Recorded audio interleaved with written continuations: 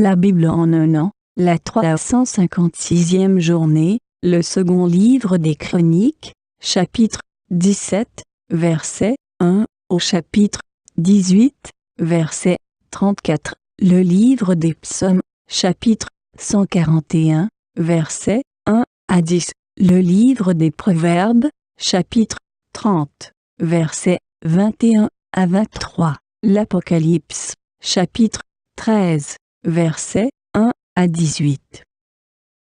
2 Chroniques, chapitre 17. Josaphat, son fils, régna à sa place. Il se fortifia contre Israël. Il mit des troupes dans toutes les villes fortes de Juda et des garnisons dans le pays de Juda et dans les villes d'Éphraïm dont Asa, son père, s'était emparé. L'Éternel fut avec Josaphat parce qu'il marcha dans les premières voies de David, son père, et qu'il ne rechercha point les Baals. Car il eut recours au Dieu de son père, et il suivit ses commandements, sans imiter ce que faisait Israël. L'Éternel affermit la royauté entre les mains de Josaphat, à qui tout Juda apportait des présents, et qui eut en abondance des richesses et de la gloire.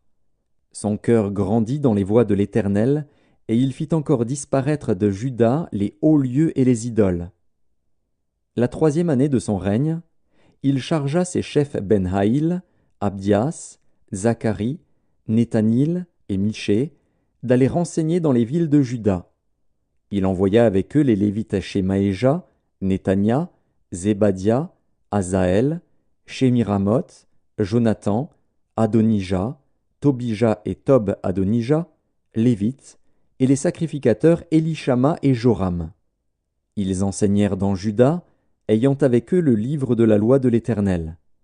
Ils parcoururent toutes les villes de Juda, et ils enseignèrent parmi le peuple.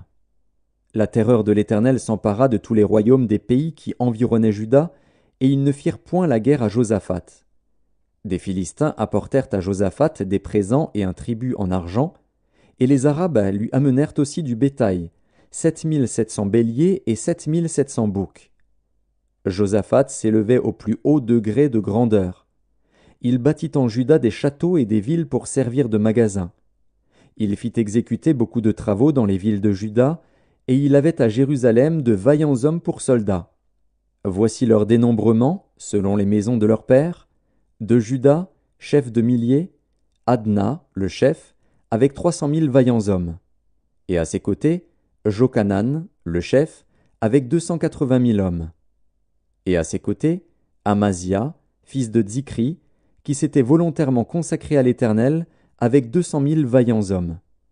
De Benjamin, Eliada, vaillant homme, avec 200 000 hommes armés de l'arc et du bouclier, et à ses côtés, Zozabad, avec 180 000 hommes armés pour la guerre. Tels sont ceux qui étaient au service du roi, outre ceux que le roi avait placés dans toutes les villes fortes de Juda. 2 Chroniques, chapitre 18. Josaphat eut en abondance des richesses et de la gloire, et il s'allia par mariage avec Akab. Au bout de quelques années, il descendit auprès d'Akab à Samarie. Et Akab tua pour lui et pour le peuple qui était avec lui un grand nombre de brebis et de bœufs, et il le sollicita de monter à Ramoth en Galaad.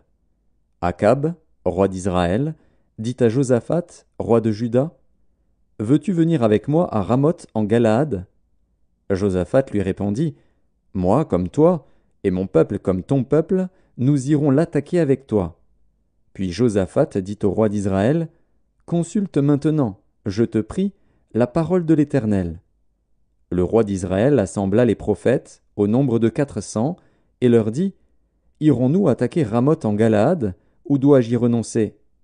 Et ils répondirent, « Monte, et Dieu la livrera entre les mains du roi. » Mais Josaphat dit, « N'y a-t-il plus ici aucun prophète de l'Éternel, par qui nous puissions le consulter ?»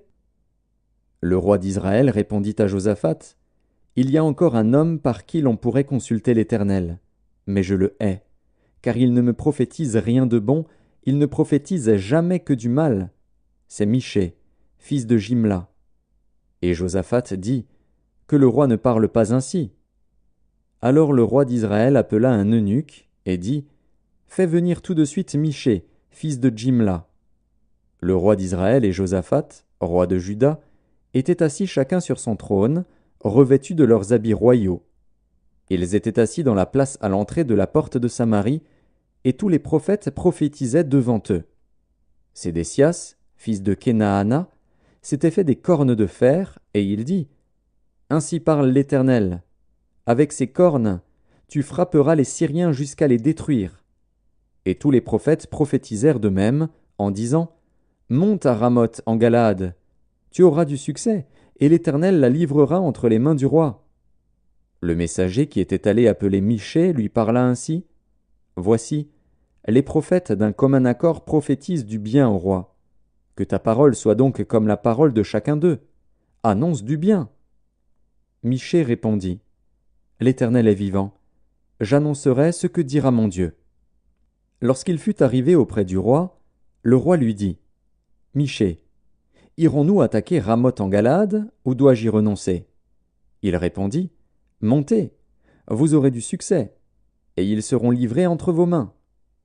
Et le roi lui dit : Combien de fois me faudra-t-il te faire jurer de ne me dire que la vérité au nom de l'Éternel ? Michée répondit : Je vois tout Israël dispersé sur les montagnes, comme des brebis qui n'ont point de berger. Et l'Éternel dit : Ces gens n'ont point de maître, que chacun retourne en paix dans sa maison. Le roi d'Israël dit à Josaphat : Ne te l'ai-je pas dit ? Il ne prophétise sur moi rien de bon, il ne prophétise que du mal. Et Michée dit : Écoutez donc la parole de l'Éternel. J'ai vu l'Éternel assis sur son trône, et toute l'armée des cieux se tenant à sa droite et à sa gauche. Et l'Éternel dit : Qui séduira Akab, roi d'Israël, pour qu'il monte à Ramoth en Galaad et qu'il y périsse ? Ils répondirent l'un d'une manière, l'autre d'une autre.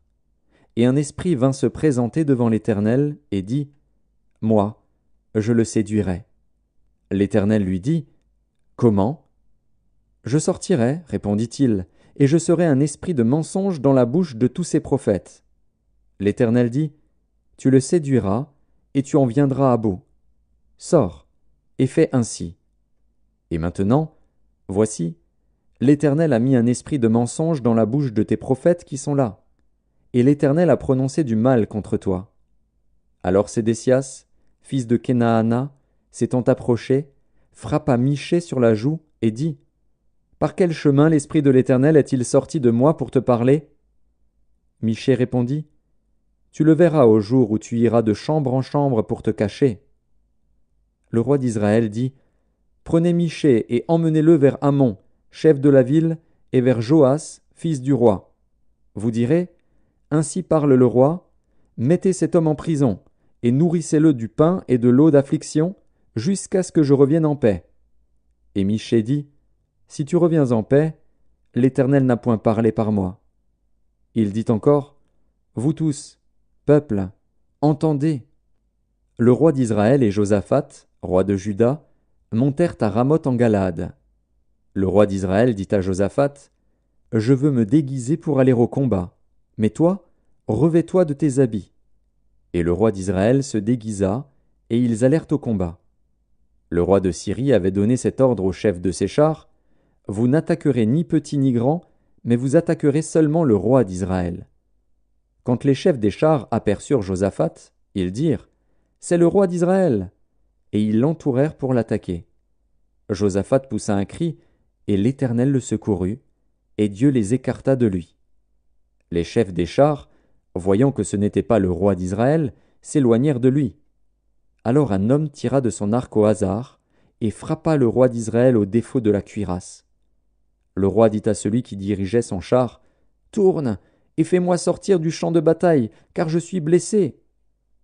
Le combat devint acharné ce jour-là. Le roi d'Israël fut retenu dans son char, en face des Syriens, jusqu'au soir, et il mourut vers le coucher du soleil. Psaume 141, psaume de David. Éternel, je t'invoque, viens en hâte auprès de moi. Prête l'oreille à ma voix quand je t'invoque. Que ma prière soit devant ta face comme l'encens, et l'élévation de mes mains comme l'offrande du soir.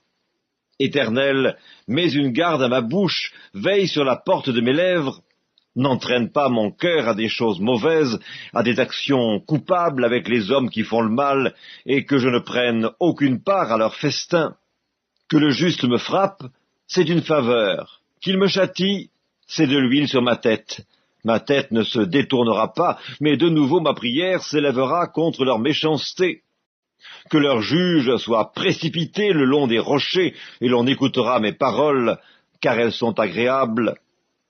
Comme quand on laboure et qu'on fend la terre, ainsi nos os sont dispersés à l'entrée du séjour des morts. C'est vers toi, Éternel, Seigneur, que se tournent mes yeux. C'est auprès de toi que je cherche un refuge. N'abandonne pas mon âme. Garantis-moi du piège qu'ils me tendent et des embûches de ceux qui font le mal. Que les méchants tombent dans leur filet et que j'échappe en même temps. Livre des Proverbes, chapitre 30. 3 choses font trembler la terre, et il en est 4 qu'elle ne peut supporter. Un esclave qui vient à régner, un insensé qui est rassasié de pain, une femme dédaignée qui se marie, et une servante qui hérite de sa maîtresse. Apocalypse de Jean, chapitre 13. Puis je vis monter de la mer une bête qui avait 10 cornes et 7 têtes, et sur ses cornes 10 diadèmes, et sur ses têtes des noms de blasphème. La bête que je vis était semblable à un léopard. Ses pieds étaient comme ceux d'un ours, et sa gueule comme une gueule de lion. Le dragon lui donna sa puissance, et son trône, et une grande autorité. Et je vis l'une de ses têtes comme blessée à mort. Mais sa blessure mortelle fut guérie, et toute la terre était dans l'admiration derrière la bête. Et ils adorèrent le dragon, parce qu'il avait donné l'autorité à la bête. Ils adorèrent la bête en disant « Qui est semblable à la bête, et qui peut combattre contre elle ?» Et il lui fut donné une bouche qui proférait des paroles arrogantes et des blasphèmes. Et il lui fut donné le pouvoir d'agir pendant 42 mois. Et elle ouvrit sa bouche pour proférer des blasphèmes contre Dieu, pour blasphémer son nom et son tabernacle, et ceux qui habitent dans le ciel. Et il lui fut donné de faire la guerre aux saints et de les vaincre. Et il lui fut donné autorité sur toute tribu, tout peuple, toute langue et toute nation. Et tous les habitants de la terre l'adoreront, ceux dont le nom n'a pas été écrit dès la fondation du monde dans le livre de vie de l'agneau qui a été immolé. Si quelqu'un a des oreilles, qu'il entende. Si quelqu'un mène en captivité, il ira en captivité. Si quelqu'un tue par l'épée, il faut qu'il soit tué par l'épée. C'est ici la persévérance et la foi des saints. Puis je vis monter de la terre une autre bête, qui avait 2 cornes, semblables à celles d'un agneau, et qui parlait comme un dragon. Elle exerçait toute l'autorité de la première bête en sa présence, et elle faisait que la terre et ses habitants adoraient la première bête, dont la blessure mortelle avait été guérie. Elle opérait de grands prodiges, même jusqu'à faire descendre du feu du ciel sur la terre à la vue des hommes. Et elle séduisait les habitants de la terre, par les prodiges qui lui avaient été donnés d'opérer en présence de la bête, disant aux habitants de la terre de faire une image à la bête qui avait la blessure de l'épée et qui vivait. Et il lui fut donné d'animer l'image de la bête, afin que l'image de la bête parlât, et qu'elle fit que tous ceux qui n'adoreraient pas l'image de la bête fussent tués. Et elle fit que tous, petits et grands, riches et pauvres, libres et esclaves, reçussent une marque sur leur main droite ou sur leur front, et que personne ne put acheter ni vendre, sans avoir la marque, le nom de la bête ou le nombre de son nom. C'est ici la sagesse. Que celui qui a de l'intelligence calcule le nombre de la bête, car c'est un nombre d'hommes, et son nombre est 666.